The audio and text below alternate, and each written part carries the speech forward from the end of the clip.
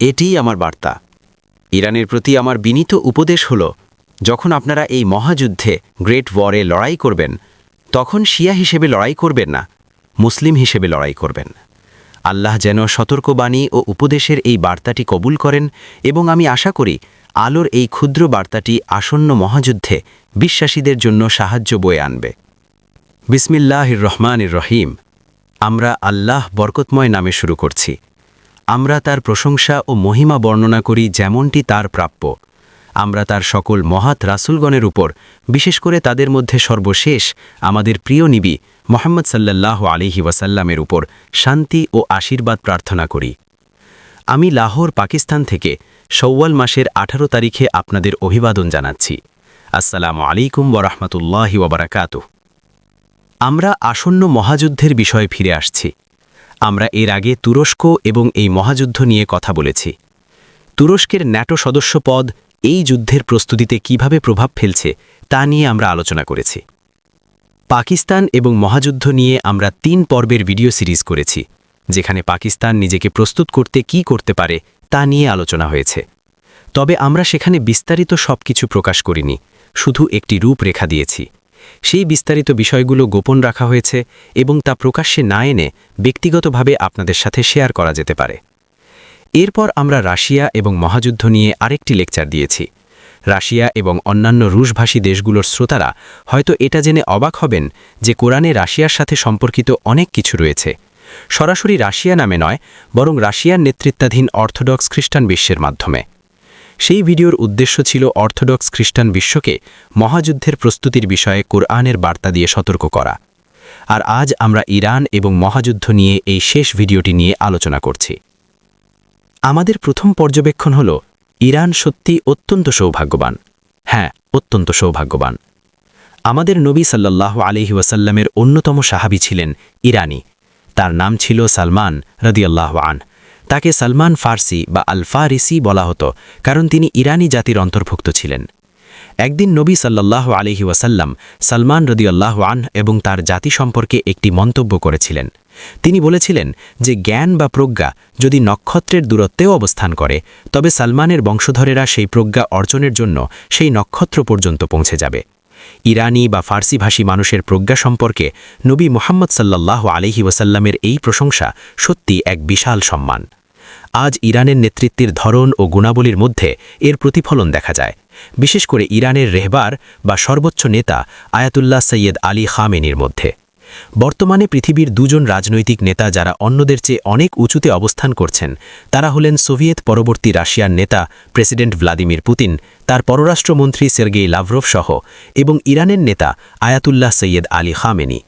তিনি একজন মহান প্রজ্ঞাবান ব্যক্তি, একজন পরিণত রাজনৈতিক ও ধর্মীয় চিন্তাবিদ।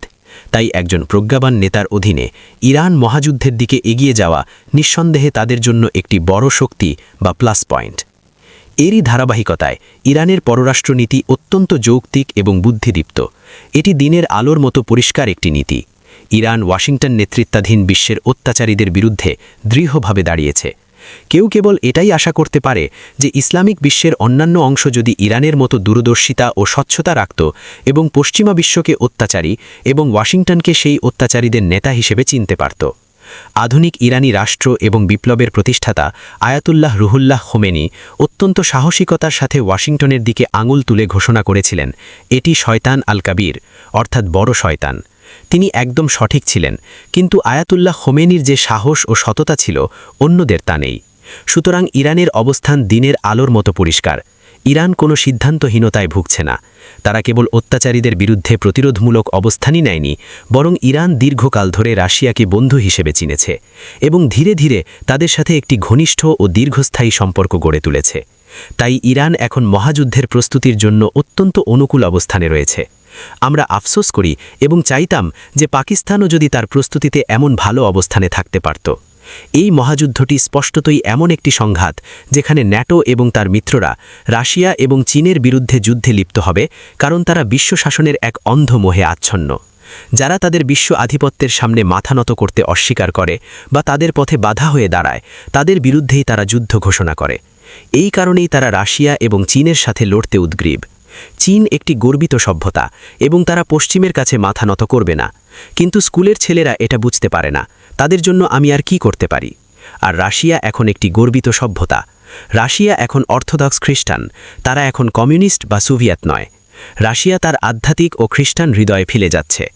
রাশিয়ার এই আধ্যাত্মিক ও খ্রিস্টান হৃদয় এমন যে তারা কখনোই পশ্চিমের ভণ্ড খ্রিস্টান ধর্মের কাছে মাথা নত করবে না। এই কারণে রাশিয়ার সাথে স্ট্র্যাটেজিক বন্ধুত্ব ও জোট গঠনের প্রজ্ঞা দেখানোর জন্য ইরান প্রশংসার দাবিদার। আজারবাইজানকে কেন্দ্র করে যে যুদ্ধ, আমি আজারবাইজান সরকারের কথা বলছি, জনগণের কথা নয়, অশুভ শক্তিগুলো অস্ত্র সরবরাহ করে সেই সাম্প্রতিক সংঘাত উস্কে দিয়েছিল, যা ইরানের বৃহত্তর সততাকে ফুটিয়ে তুলেছে। হ্যাঁ, অশুভ শক্তি। আমি আজারবাইজানের সাধারণ মানুষকে দোষারোপ করছি না, আমি আজারবাইজানের মানুষকে ভালোবাসি। কিন্তু তাদের সরকার সম্পূর্ণ ভিন্ন বিষয়। আর এই অশুভ শক্তির নেতা কে ছিল জানেন? ইসরায়েল। আপনারা ঠিকই ধরেছেন, ইসরায়েলি আজারবাইজানকে আধুনিক যুদ্ধের জন্য প্রয়োজনীয় ড্রোন এবং অস্ত্র সরবরাহ করেছিল। যখন আজারবাইজান আর্মেনিয়ার উপর যুদ্ধ চাপিয়ে দিল এবং নির্লজ্জভাবে মিথ্যা বলল যে না, আমরা যুদ্ধ শুরু করিনি, তারা করেছে, তখন ইরান কি করেছিল? যদিও আজারবাইজানের মানুষ শিয়া এবং ইরানও শিয়া, তবুও ইরানের সেই সততা ছিল যে তারা যুদ্ধে আর্মেনিয়ার পাশে দাঁড়িয়েছিল। অন্য কথায়, বারবার আপনি ইরানের পররাষ্ট্র নীতির সঠিক অবস্থান দেখতে পান, যা ধারাবাহিকভাবে নির্ভুল। এর মাধ্যমে ইরান অর্থোডক্স খ্রিস্টান বিশ্বের ভালোবাসা ও স্নেহ অর্জন করেছে। আমার প্রতিবেশী দেশ ভেনেজুয়েলা এবং হুগো চাভেজের কথা মনে পড়ছে, যিনি অত্যন্ত সাহসিকতার সাথে ইয়াঙ্কি মার্কিন অত্যাচারীদের বিরুদ্ধে দাঁড়িয়েছিলেন। তানজানিয়ার প্রেসিডেন্টের মতো তাকেও এর জন্য মূল্য দিতে হয়েছিল। যখন গাজা ধ্বংস করা হচ্ছিল, তখন হুগো চাভেজই ফিলিস্তিনিদের পক্ষে দাঁড়িয়েছিলেন এবং ইসরায়েলি আবাসককে বহিষ্কার করেছিলেন। তিনি ছিলেন একজন বীর, একজন মহান মানুষ, যিনি অত্যাচারীদের বিরুদ্ধে দাঁড়িয়েছিলেন। কিন্তু যখন তিনি মারা যান, তখন ইসলামিক বিশ্ব থেকে মাত্র একজন নেতাই তার জানাজায় অংশ নিয়েছিলেন, ইরানের তৎকালীন প্রেসিডেন্ট মাহমুদ আহমেদেনেজাদ। ইরান ছাড়া আর কেউ হুগো চাভেজের কথা ভাবেনি। মাহমুদ আহমেদেনেজাদ যখন জানাজায় অংশ নেন, তখন হুগো চাভেজের বৃদ্ধা মা তার কাছে কেঁদে আসেন। আর জানেন মাহমুদ আহমেদেনেজাদ কি করেছিলেন? আমার মনে হয় তিনি এই ভিডিওটি শুনলে খুব খুশি হতেন। মাহমুদ আহমেদেনেজাদ জনসম্মুখে সেই বৃদ্ধা মাকে সান্ত্বনা দেওয়ার জন্য জড়িয়ে ধরেন। এটি ইরানি নেতৃত্বের প্রজ্ঞা। যখন আপনাদের কাছে সৈয়দ আলী খামেনি বা মাহমুদ আহমেদেনেজাদের মতো মানুষ থাকে, তখন আপনাকে বুঝতে হবে যে দেশটির মহান নেতা রয়েছে। তাই ইরান অত্যন্ত প্রজ্ঞার সাথে মহাযুদ্ধের প্রস্তুতি নিচ্ছে এবং তাদের পররাষ্ট্রনীতিতে ধারাবাহিকতা বজায় রাখছে। এমনকি একটি শিয়া রাষ্ট্র হওয়া সত্ত্বেও এটি আক্রমণকারী আজারবাইজানের বিরুদ্ধে আর্মেনিয়াকে সমর্থন করেছিল। এখন আমরা আসি ইরান কিভাবে মহাযুদ্ধের প্রস্তুতি নিচ্ছে সেই প্রসঙ্গে। একদিকে ইরানের প্রতিবেশী হিসেবে আফগানিস্তান এবং পাকিস্তান রয়েছে, অন্যদিকে রয়েছে তুরস্ক। তুরস্ক ন্যাটো সদস্য রাষ্ট্র। তাই আমরা ইরানের নেতৃত্বকে একটি সতর্কবাণী পাঠাচ্ছি। যদিও তারা অত্যন্ত দক্ষ কূটনীতিক ও প্রজ্ঞাবান, নবীজি যে প্রজ্ঞার কথা বলেছিলেন, ফলে তাদের হয়তো আমার উপদেশের প্রয়োজনও নেই। যাই হোক, ন্যাটো সদস্য হিসেবে তুরস্কের অব্যাহত অবস্থানের কারণে পাকিস্তান এবং ইরান উভয়ই বিপদে, কারণ ন্যাটো রাশিয়ার উপর যুদ্ধ চাপিয়ে দিতে যাচ্ছে। আর সেই যুদ্ধে রাশিয়া বিজয়ী হবে, কারণ আল্লাহ রুমের প্রতি প্রতিশ্রুতি দিয়েছেন, বিনাসরিল্লাহি ইয়ানসুরু মাইয়াশা। আল্লাহ সাহায্য করেন যাকে ইচ্ছা, আর আল্লাহ রুমকে সাহায্য করবেন। আর রুম হল কনস্টান্টিনোপল। কোরআনের সূরা আর রুমে উল্লিখিত রুম হল কনস্টান্টিনোপল। হ্যাঁ, রুম দুই ভাগে বিভক্ত ছিল। এক ভাগ ওয়েস্টে চলে গেছিল, যেটা এখন সেই সান্টাক্লজ মার্কা খ্রিস্টান ধর্ম, কিন্তু সেটি আর রুম নয়। যে অংশটি কনস্টান্টিনোপলে রয়ে গেছিল সেটি রুম। আল্লাহ সেই অংশকে অভিশাপ দিয়েছেন যারা ওয়েস্টে চলে গেছে। তিনি বলেছেন, কুনু কিরাদাতান খাসিইন, ঘৃণিত বানর হয়ে যাও। কিন্তু এই অংশটি এখনও রুম হিসেবে রয়ে গেছে। যখন অটোমানরা কনস্টান্টিনোপল জয় করে, তখন রুমের নেতৃত্ব মস্কোতে স্থানান্তরিত হয়। তাই আজকের রাশিয়া হলো কোরআনের রুম। আজকের রাশিয়া হলো কোরআনের রুম। আমি আরেকবার বলছি, যাতে সেই স্কুলের ছেলেরা যারা সবসময় অটোমান সাম্রাজ্যের প্রশংসা করে, তারা লজ্জায় মুখ লুকানোর জায়গা খোঁজে। আমি আজ আপনাদের সামনাসামনি বলছি, কোরআনের রুম হলো রাশিয়া। যদি আপনারা এটি না বোঝেন, তাহলে আপনাদের অজ্ঞতার জন্য বড় মূল্য দিতে হবে। আর আল্লাহ রুমকে সাহায্য করছেন। তাই যখন আমরা মহাযুদ্ধের জন্য প্রস্তুতি নেই, তখন আমরা কোরআনের দিকে তাকাই এবং দেখি যে আল্লাহ রুমকে কেবল একটি বিজয়ের প্রতিশ্রুতি দেননি, তিনি তাদের দুটি বিজয়ের প্রতিশ্রুতি দিয়েছেন। উভয় ক্ষেত্রে রুম বিজয়ী হবে এবং আমরা মুসলিমরা আনন্দ করব। ব্যতিক্রম শুধু সেই স্কুলের ছেলেরা। আলিফ লাম মিম, গলিবাতির রুম ফি আদনাল আর্দ। আলিফ লাম মিম, নিকটবর্তী দেশেই রোমানরা পরাজিত হয়েছে। এর অর্থ কোরআনের অবতীর্ণ স্থানের কাছের কোনো অঞ্চল, তাই এটি ইউরোপ হতে পারে না। ওয়াহুম মিম বাদি গালাবিহিম সায়াগলিবুন, কিন্তু এই পরাজয়পর তারা শীঘ্রই বিজয়ী হবে, কোরআন বলছে। কত শীঘ্র? ফি বিদআই সিনিন। এবং নবী সাল্লাল্লাহু আলাইহি ওয়াসাল্লাম বলেছেন এর অর্থ 3 থেকে 9 বছরের মধ্যে। অন্য কথায় কোরআন একটি ঐশ্বরিক ভবিষ্যৎবাণী দিচ্ছে যে রুম তাদের পরাজয় কাটিয়ে উঠবে এবং 3 থেকে 9 বছরের মধ্যে বিজয়ী হবে, আর বাস্তবে ঠিক তাই ঘটেছিল। আর আজ আমরা আপনাদের মনে করিয়ে দিচ্ছি যে বিজয়ী রুম ছিল কনস্টান্টিনোপল, আর আজ রাশিয়া সেই রুমের প্রতিনিধিত্ব করছে। কিন্তু কুরআন এরপর বলছে মিন কবলু ওয়া মিন বাদ। এখানে দুটি বিজয়ের কথা বলা হয়েছে, একটি বিজয় যা আগে হয়েছে এবং আরেকটি বিজয় যা পরে আসবে।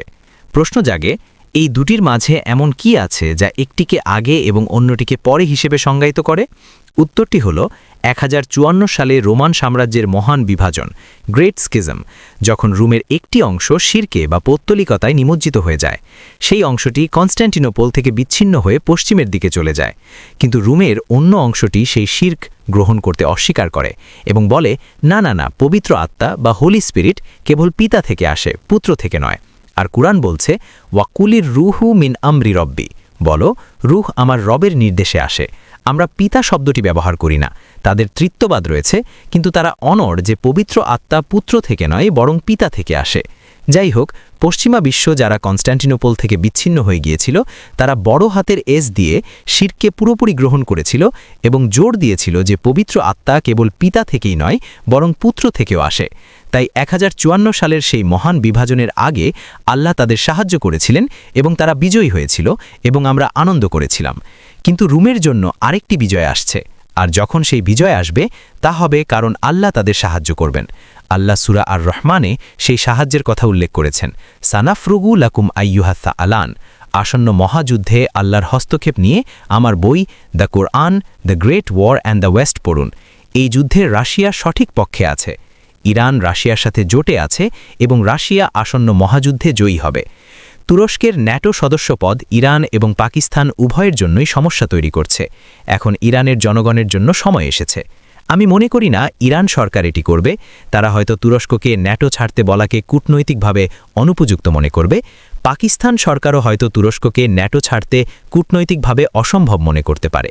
তাই পাকিস্তান এবং ইরানের জনগণকে তা করতে হবে যা তাদের সরকারের জন্য কঠিন, আর তা হলো এই সময়ে নিজেদের কণ্ঠস্বর যতটা সম্ভব জোরালো করা এবং তুরস্কের জনগণকে আহ্বান জানানো যেন তারা তাদের সরকারকে বলে ন্যাটো ছেড়ে দিন এবং দ্রুত করুন। আর তুরস্কের জনগণকে বলতে হবে, যদি আপনাদের সরকার ন্যাটো না ছাড়ে তবে তুরস্ক দয়া করে আমাদের থেকে দূরে থাকুন, আপনারা আমাদের জন্য হুমকি। এভাবেই ইরান এবং পাকিস্তানের জনগণের আসন্ন মহাযুদ্ধের জন্য প্রস্তুতি নেওয়া উচিত। আগামী যুদ্ধে ইরানের সামনে এটাই হবে সবচেয়ে গুরুত্বপূর্ণ বিষয়। এরপর অবশ্যই ইসরায়েলের ইস্যুটি আসে।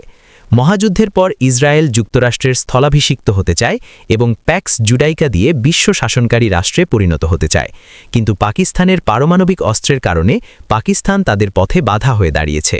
আমাদের আগের ভিডিওগুলোতে আমরা বলেছি যে পারমাণবিক অস্ত্রের কারণে পাকিস্তান তাদের 1 নম্বর শত্রু হবে। যদি পাকিস্তান প্যাক্স জুডাইকার 1 নম্বর শত্রু হয় তবে ইরান হলো 2 নম্বর। অতএব ইরান এবং পাকিস্তান উভয়েই তাদের শত্রুতে পরিণত হয়েছে ঠিক পারমাণবিক হুমকির কারণেই। পাকিস্তানের ক্ষেত্রে জুলফিকার আলী ভুট্টোর কল্যাণে আপনারা আজ একটি পারমাণবিক শক্তি। জুলফিকার আলী ভুট্টোই 1974 সালের ফেব্রুয়ারিতে লাহোর ইসলামী সম্মেলন আয়োজনের মাধ্যমে পশ্চিমকে চ্যালেঞ্জ করেছিলেন। সম্মেলনটি সফলভাবে অনুষ্ঠিত হওয়ার সাথে সাথেই যার কৃতিত্ব জুলফিকার আলী ভুট্টোর, মাত্র 2 মাস পর ভারত তার প্রথম পারমাণবিক বিস্ফোরণ ঘটায় এবং লাহোর ইসলামী সম্মেলনের জবাবে পারমাণবিক ক্লাবে যোগ দেয়। তখন জুলফিকার আলী ভুট্টোর এই বলে উত্তর দিয়েছিলেন যে আমাদের টিকে থাকার জন্য যদি ঘাসও খেতে হয় তবুও পাকিস্তানকে পারমাণবিক শক্তি হতে হবে।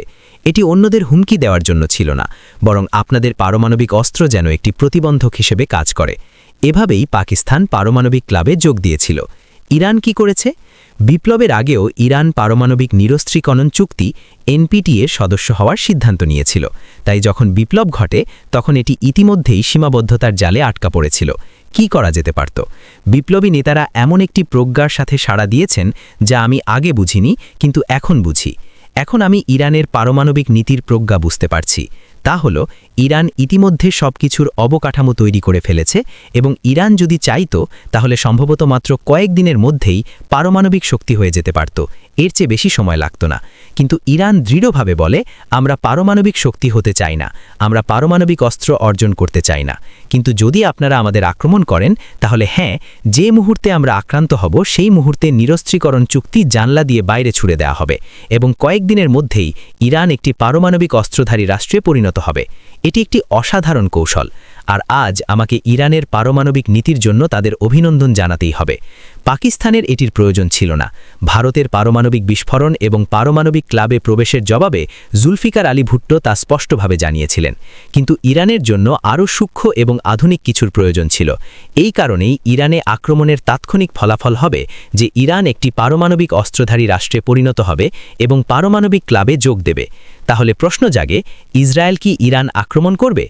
আমি আগের ভিডিওগুলোতে বলেছি যে আমি প্রায় নিশ্চিত যে যুদ্ধ শুরু হওয়ার সাথে সাথেই পাকিস্তান ১ নম্বর শত্রু হবে এবং তারা পাকিস্তান আক্রমণ করবে।